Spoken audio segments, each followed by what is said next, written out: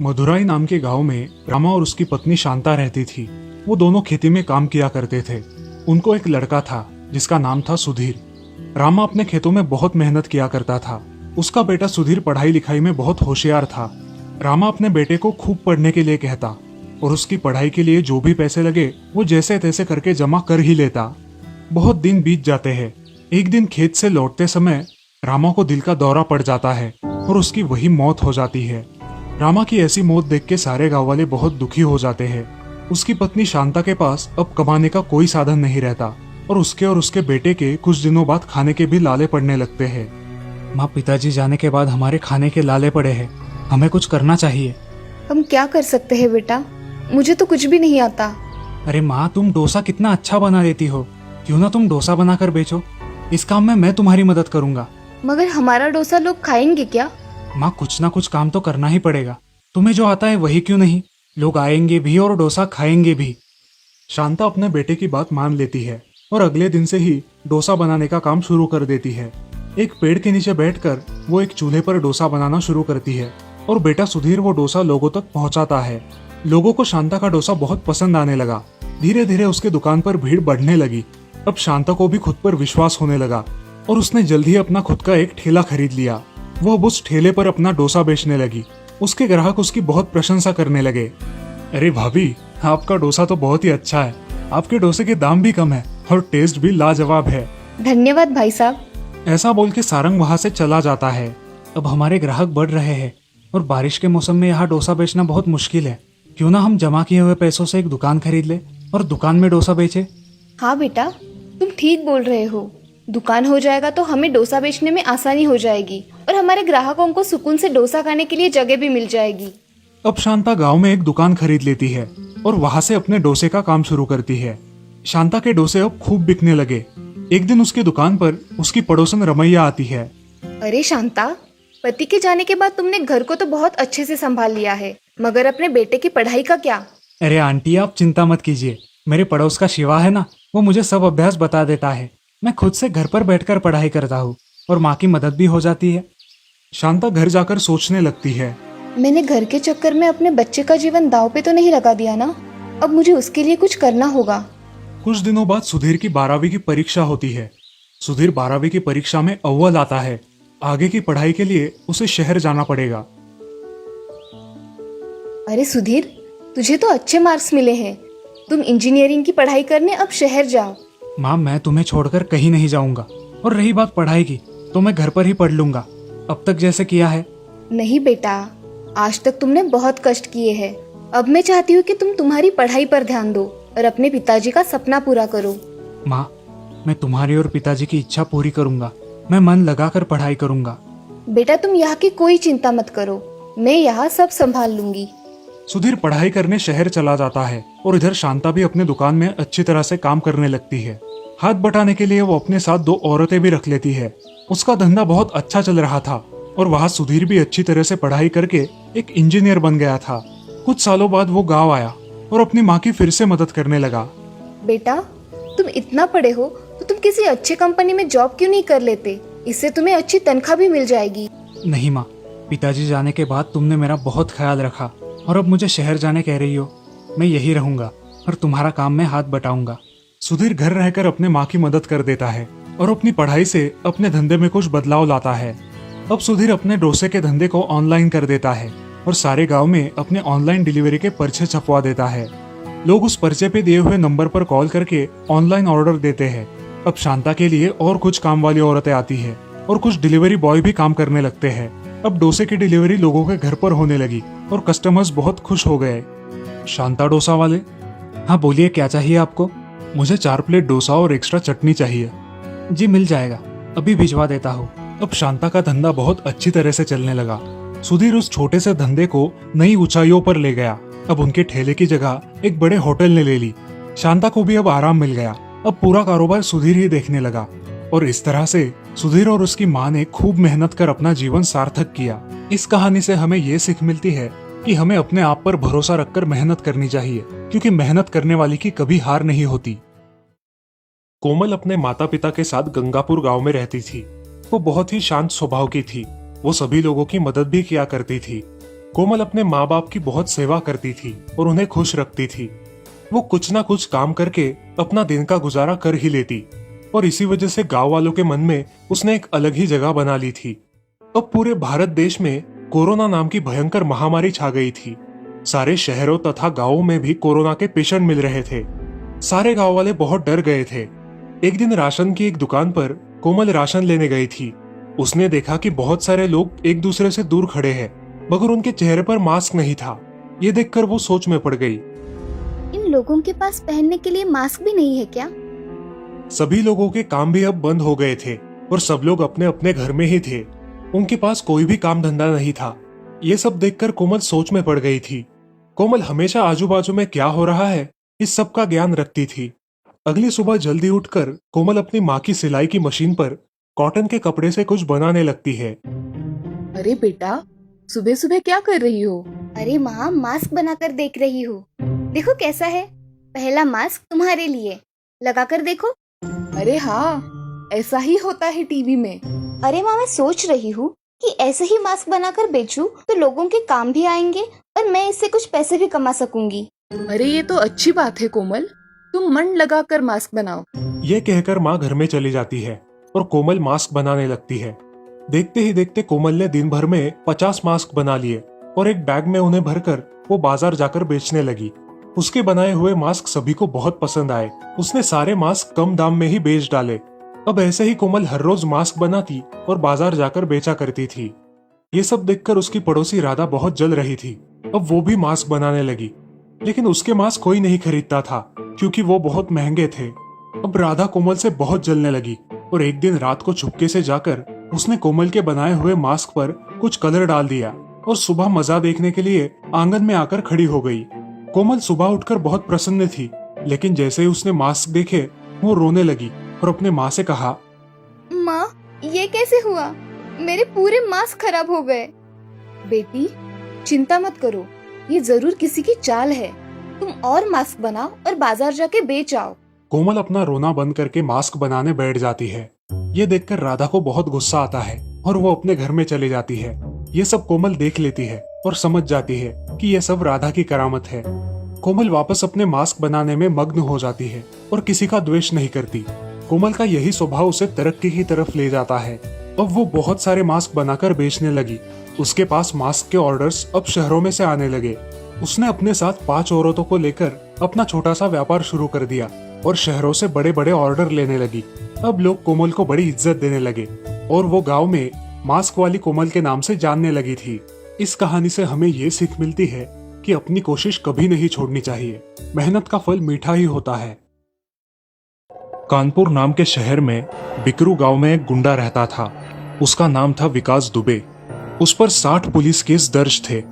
उसी शहर के पुलिस स्टेशन में विनय सिंह नाम के एक पुलिस इंस्पेक्टर थे जो बहुत ही होनहार और ईमानदार थे। उनके घर में उनकी पत्नी और उनकी छोटी बेटी जया थी। पापा, अब थाने चले जाते हैं और माँ मुझे कोरोना की वजह से बाहर भी नहीं निकलने देती और घर में रह के हरी सब्जियाँ खाने को देती है। अब बताओ ना पापा मम्मी को। अरे बेटा, हरी सब्जियां खाना सेहत के लिए अच्छा होता है और तुम्हें मेरी तरह देश की सेवा करनी है तो अच्छा खाना पड़ेगा। ठीक है पापा।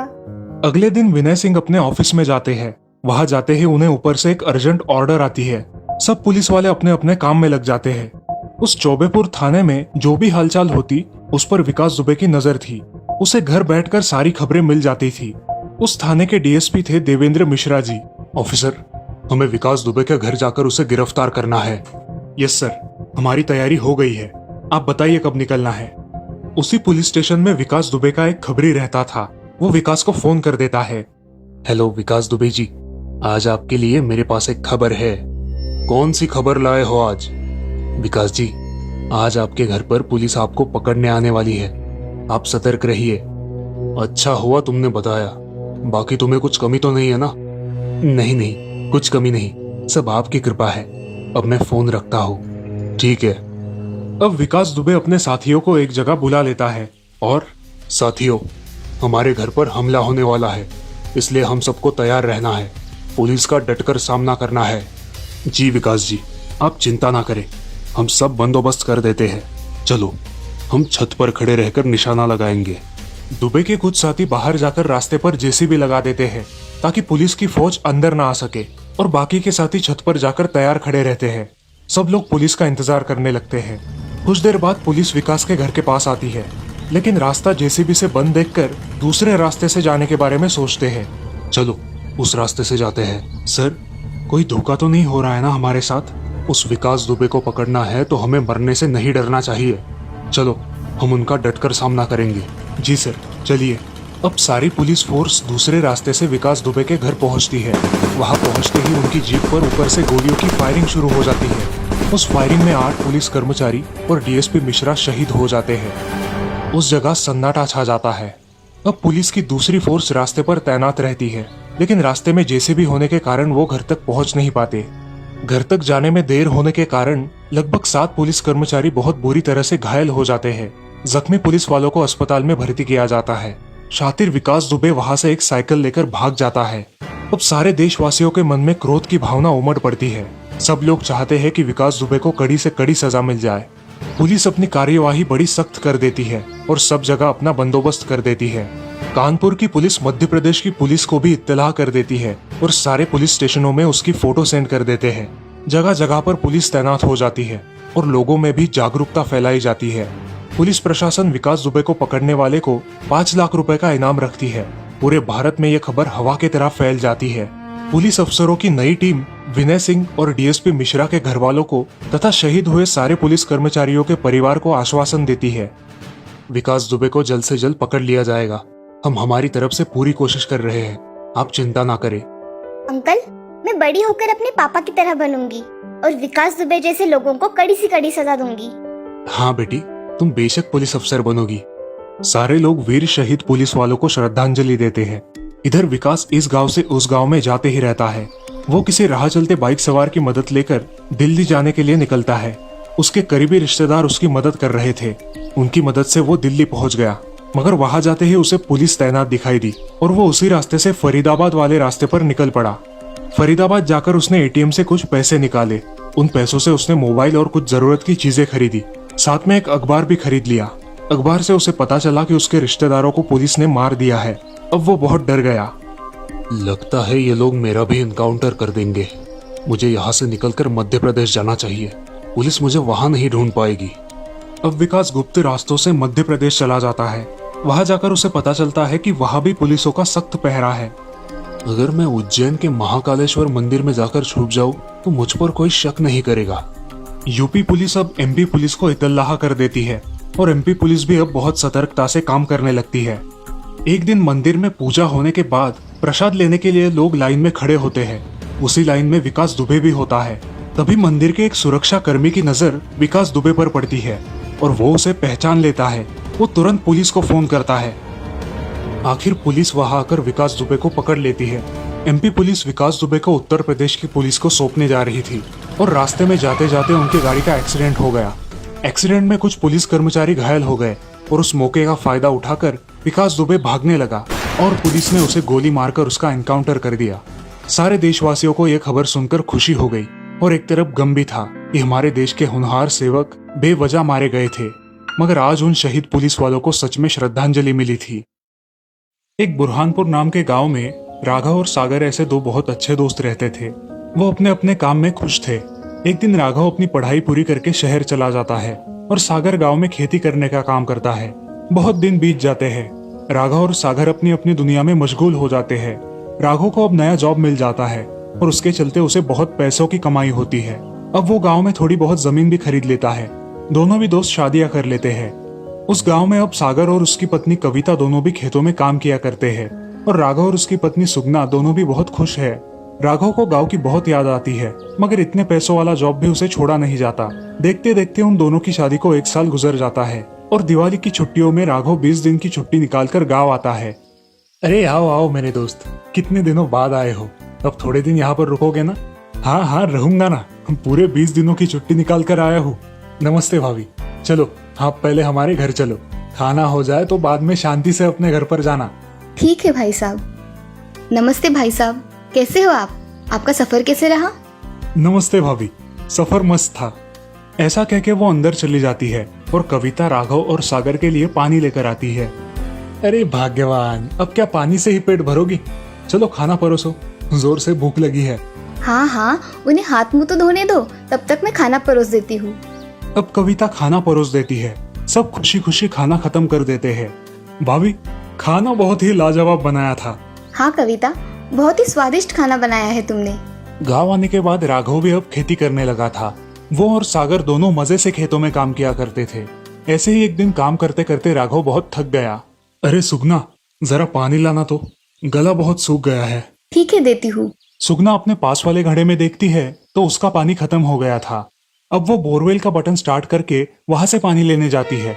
बोरवेल के पास जाते ही उसे डरावनी आवाजें सुनाई देने लगती है।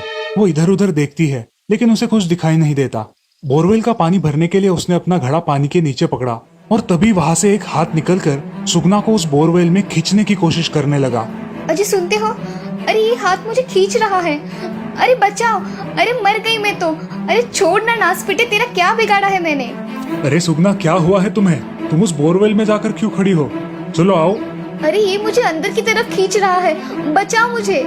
अब राघव सुगना का हाथ पकड़कर उसे बाहर खींचने लगता है। राघव के गले का ताबीज देखकर वो भूत उसे छोड़ देता है। अच्छा हुआ जी आपने मुझे खींच लिया, वरना ये बोरवेल तो मुझे मार ही डालता। सुगना और राघव घर चले जाते हैं और सुबह उठकर अपने दोस्त सागर के यहाँ जाकर कल जो हुआ वो घटना विस्तार से उसे बताते हैं। अरे राघव, मैं इस भूत प्रेत पे विश्वास नहीं रखता, मगर तूने जो जमीन ली है ना, उसकी बोरवेल बहुत पुरानी है और लोग कहते हैं कि वहाँ पे भूत का साया है। मैं इन बातों को नहीं मानता, इसलिए मैंने तुम्हें बताना जरूरी नहीं समझा। अब क्या करे? सुगना भी बहुत डर गई है, अब खेत में जाने का नाम ही नहीं लेती। अब मैं जल्द ही यहाँ से निकल जाऊंगा। अरे राघव, निकल जाना समस्या का हल तो नहीं है ना, और तुम निकल कर कभी ना कभी तो वापस आओगे ही अपनी जमीन के पास। क्या तब भी भाग जाओगे? समस्या भागने से और बढ़ेगी, और समस्या का समाधान कर दिया तो कम हो जाएगी। हाँ, तुम बोल रहे हो वो भी सही है, उस भूत का ठिकाना लगाना ही पड़ेगा। अब वो दोनों उस रात को खेत में चले जाते हैं और एक पेड़ के पीछे छुप जाते हैं। वो बोरवेल को शुरू कर देते हैं और चुपचाप एक जगह खड़े होकर सब देखने लगते हैं। कुछ देर बाद उस बोरवेल से एक चुड़ैल बाहर निकलती है और जोर जोर से आवाजें करने लगती है। कौन है? किसने मुझे बुलाया है? आज तो मैं सबको खा जाऊंगी। कहाँ मर गए सबके सब? अरे सागर, हमने कोई गलती कर दी क्या? अब क्या करें? इससे कैसे बचे? डरो मत, अब हम इसके बोरवेल में जाने का इंतजार करेंगे। चुपचाप खड़े रहो। अरे मुझे बहुत डर लग रहा है, अब हम क्या करें? चलो भाग चलते हैं। चुपचाप खड़े रहो यहाँ पर, आवाज मत करो। सागर और राघव पेड़ के पीछे छुपकर उस चुड़ैल को देखते रहते हैं। बहुत देर हो जाने के बाद भी कुछ खाना ना मिलने की वजह से चुड़ैल जोर जोर से चिल्लाने लगती है। तभी उसे खेत में एक कुत्ता नजर आता है। वो उस कुत्ते के पास जाकर उसे खा जाती है। ये सब देखकर राघव और सागर डर के मारे पानी पानी हो जाते हैं। अब चुड़ैल वापस बोरवेल के अंदर चली जाती है। सुबह हो जाती है और राघव और सागर अपने घर चले आते हैं। अरे सुगना, सच में वहाँ पे भूत है। तुम कल बोल रही थी ना, वो सही है। हमने कल ही हमारी आंखों से भूत को देखा है। मगर हमारी बात का कोई विश्वास नहीं करेगा। अगर हम गांव वालों को ये बात बताएंगे तो वो हमें पागल कहेंगे। मगर क्या किया जाए जिससे सांप भी मरे और लाठी भी ना टूटे? अजय, मेरे विचार से हमें बोरवेल के पास सीसीटीवी कैमरा लगाना चाहिए, जिससे हमारे हाथ सबूत आ जाएगा। ये अच्छी कल्पना है। अब राघव उसी दिन जाकर एक सीसीटीवी कैमरा लेकर आता है और एक इलेक्ट्रिशियन की मदद से उसे खेत में फिट करवा देता है। अब एक औरत उस बोरवेल पे पानी पीने के लिए आती है। बचाओ, ये नास पिटे ने मुझे पकड़ लिया है। बचाओ, बचाओ मुझे। वो चुड़ैल उसे भी खा डालती है और बोरवेल में चली जाती है। ये सब सीसीटीवी कैमरे में रिकॉर्ड हो जाता है। और सुबह जब राघव और सागर खेत में आते हैं तब वो सीसीटीवी फुटेज लेकर घर आते हैं। फुटेज चेक करने के बाद उन्हें दिखाई देता है कि किसी औरत को वो चुड़ैल खा गई। अरे सागर, ये औरत कौन है? हमारे गांव की है क्या? हाँ, अरे ये हरिया की बीवी लक्ष्मी है। ये कल उस भूतिया बोरवेल पे पानी लेने के लिए गई थी और उसका पति इसे गाँव में ढूंढ रहा है, मगर ये कहीं मिली नहीं। अरे कैसे मिलेगी इसको? उसे तो वो चुड़ैल खा गई। अब क्या करे? जब भी कोई बोरवेल स्टार्ट करेगा ये लोगों को आकर मार डालेगी और खाकर चली जाएगी। अब हमें ही कुछ करना होगा। अब दोनों गांव के सरपंच जी के पास चले जाते हैं। वो अपने साथ सीसीटीवी का फुटेज भी लेकर जाते हैं। नमस्ते सरपंच जी। नमस्ते, आइए ना। सरपंच जी, आपकी थोड़ी सहायता चाहिए थी। कैसी सहायता चाहिए आपको? मेरे खेतों में भूत का साया है। वो चुड़ैल बोरवेल में रहती है। हमें उससे जल्द पीछा छुड़ाना चाहिए। अगर ऐसा नहीं हुआ तो एक एक करके गांव वालों की जान चली जाएगी। ऐसा थोड़ी ना होता है, हम भूत नहीं होते हैं। हमें पता था कि हम पे कोई विश्वास नहीं करेगा। अच्छा एक बात बताओ, हरिया की पत्नी लक्ष्मी अचानक से गायब कैसे हो गई? अब वो मुझे क्या पता, उस हरिया को ही मालूम होगा। अब राघव और सागर सरपंच जी के घर से निकल जाते हैं। रास्ते में उन्हें हरिया मिलता है। तुम बाबू गांव से आए हो ना, यहाँ क्या कर रहे हो? अरे छुट्टियों में यहाँ आया था। यहाँ तो कुछ अजीब सा ही दिख रहा है। अब मेरा ही ले लो। मेरी पत्नी के साथ कोई झगड़ा नहीं, कोई बवाल नहीं, फिर भी कहाँ चली गई क्या पता। अब तो ढूंढ ढूंढ के थक गया हूँ, सब तरफ देख लिया। चलो तुम मेरे साथ, मुझे तुम्हें कुछ दिखाना है। अब राघव के साथ हरिया उसके घर चला जाता है। राघव और सागर एक जगह बिठाकर उसे वो सीसीटीवी फुटेज दिखाते हैं। वो सब देखकर हरिया हैरान हो जाता है और जोर जोर से रोने लगता है। वो तुरंत राघव के खेत के बोरवेल के पास जाता है और वहां बैठकर रोने लगता है। राघव और सागर उसे समझाने की बहुत कोशिश करते हैं, लेकिन वो उनकी एक नहीं सुनता। हरिया अकेला ही उस बोरवेल के पास रोते बैठता है। अब रात हो जाती है। उस खेत के रास्ते से कुछ डाकू गुजर रहे होते हैं। उन्हें बहुत प्यास लगती है तो वो बोरवेल के पास पानी पीने के लिए आते हैं। तभी उनकी नजर हरिया पर पड़ती है। अरे भाई क्या हुआ, ऐसे क्यों बैठे हो? मेरा सब कुछ बर्बाद हो गया, मैं क्या करूं? अरे हुआ क्या है वो तो बता, हम तुम्हारी मदद कर देंगे। बोल। इस बोरवेल ने मेरी बीवी को खा डाला है, अब मैं क्या करूं? अरे ऐसा भी कभी हुआ है क्या कि किसी बोरवेल ने किसी की जान ले ली? अरे कल्लू, जरा बोरवेल का बटन तो दबाओ। हाँ सरदार, शुरू करता हूँ। कल्लू के बटन स्टार्ट करते ही उस बोरवेल से अलग अलग आवाजें आने लगती है। वो सुन के हरिया डर जाता है और दूर खड़ा रहता है। तभी कल्लू और कालिया पानी पीने के लिए अपना हाथ आगे बढ़ाते हैं और तभी उस पानी में से एक बहुत बड़ा हाथ बाहर आता है और कल्लू को खींचकर वो चुड़ैल खा लेती है। कौन है रे? हम डाकुओं पर हाथ डालने की किसकी हिम्मत हुई? बाहर आओ। अब भूत बोरवेल से बाहर आती है।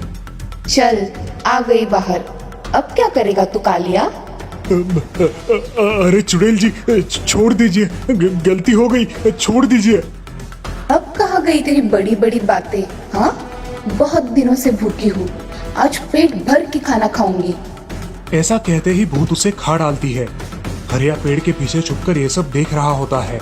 कल भी और आज भी मुझे अच्छी मेजबानी मिल गई, अब कल का इंतजार रहेगा। अरे ये नासपीटी तो मुझे भी खा जाएगी, इसका कुछ तो करना होगा, ये किसी को नहीं छोड़ेगी।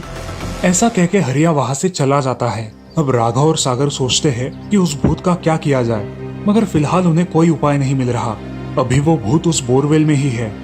अगर आपको इस भूतिया बोरवेल का पार्ट 2 देखना है तो हमारे चैनल को जरूर सब्सक्राइब कीजिए और हमारी अगली आने वाली कहानी का इंतजार कीजिए।